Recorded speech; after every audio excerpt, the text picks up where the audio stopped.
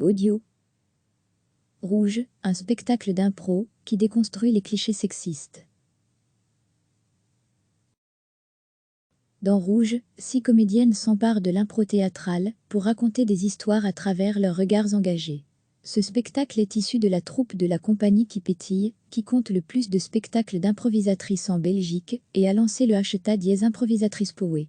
En coulisses et sur scène, Peggy Pexigrand, comédienne atypique et militante, a décidé de mettre un grand coup de pied dans les stéréotypes sexistes et de remuer les questions genrées.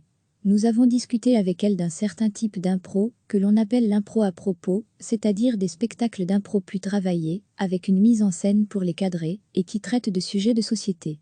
Comment est né Rouge ? Après avoir joué dans plusieurs troupes et plusieurs spectacles différents, j'ai eu envie de porter des questions de société sur le plateau en impro. Cela se fait plutôt au théâtre, mais je me suis demandé pourquoi je ne pouvais pas porter mes valeurs aussi explicitement dans l'impro. On le fait dans ce spectacle, mais ce n'est pas habituel, donc ça surprend, souvent positivement, parfois négativement. Je suis très engagée, j'ai envie de pouvoir représenter certaines choses sur scène, de pouvoir faire avancer les réflexions. J'avais envie de faire de l'impro à propos.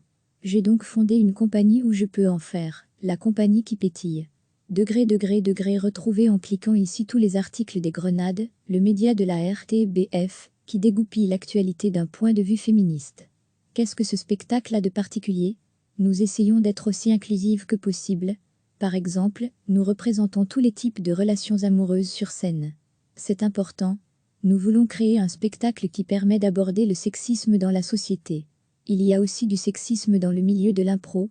D'autres femmes qui font de l'impro et en avaient marre de certains réflexes m'ont rejointe. Avec ces improvisatrices, nous souhaitons interroger notre vécu de femme.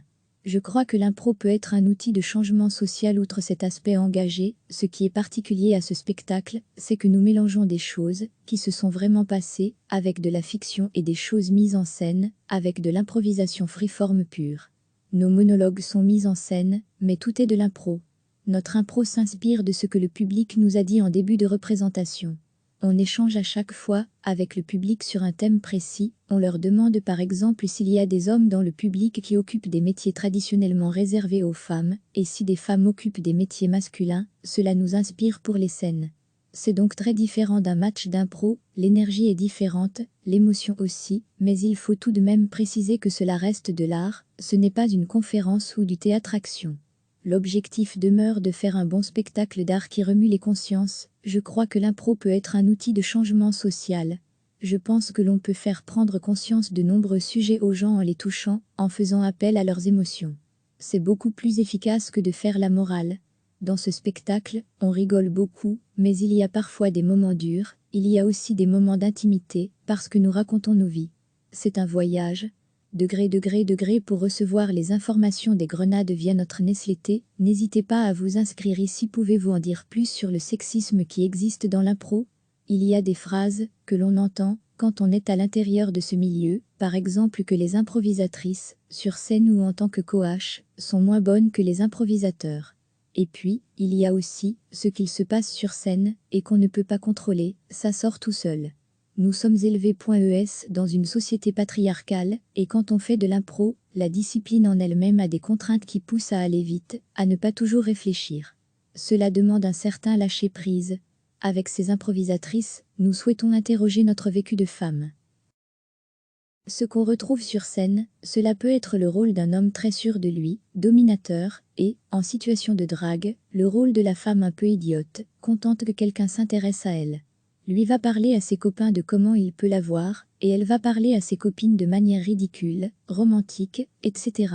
Mon but n'est pas de dire qu'il ne faut jamais faire ça, mais il ne faut pas faire que ça. Nous ne sommes pas aidés.es par la langue française quand on joue. La première chose qui nous passe par la tête est d'utiliser le mot docteur et pas doctoresse, et donc on risque de voir les autres comédiens.ne.s relancer en disant mais non, vous n'êtes que l'infirmière, où est le docteur, si une femme se présente sur scène. Il y a aussi des scènes un peu lourdes, où le personnage masculin, type un patron, a une relation de pouvoir sur le personnage féminin, sa secrétaire, et que le fait qu'il la harcèle soit rendu amusant par les personnes qui jouent, sans aucune conscience ni remise en question du propos, ni au premier, ni au second degré. S'il y a parfois des choses limites, on sent néanmoins que tout est passé par là. Il y a un mieux, ça avance vraiment. C'est vrai qu'il est plus facile d'être engagé.e et militant.e sur scène quand on a écrit un texte et qu'on peut le répéter pendant 2 ans avant de le jouer au plateau. Il faut être soi-même très déconstruit.e pour être sûr.e qu'au moment d'improviser, il n'y ait pas des choses sexistes qui sortent et qui sont le reflet de notre société.